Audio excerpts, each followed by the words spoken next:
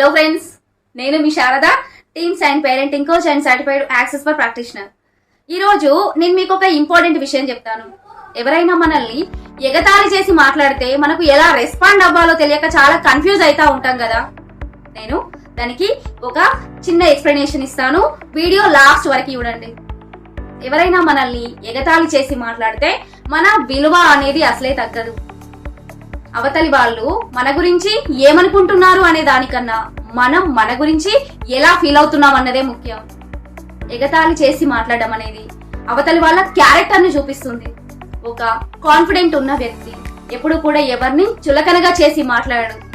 వాళ్ళు కూడా ఎప్పుడో ఎక్కడో ఎవరితోటో హర్ట్ అయి ఉంటారు. ఆ హర్టింగ్ బిహేవియర్ ని ఇప్పుడు ఇక్కడ చూపిస్తున్నారు. దీనికన్నా మన గోల్స్ కోసం మన ఫోకస్ పెడితే ఈ మాటలన్నీ కూడా చిన్నగా అయిపోతాయి.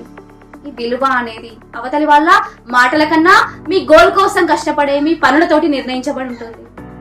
సో ఈసారి ఎవరైనా మిమ్మల్ని చులకనగా చేసి మాట్లాడితే ఒక చిన్న నవ్వు నవ్వి నీ మాటల కన్నా నా మనశ్శాంతి ముఖ్యమని చెప్పండి.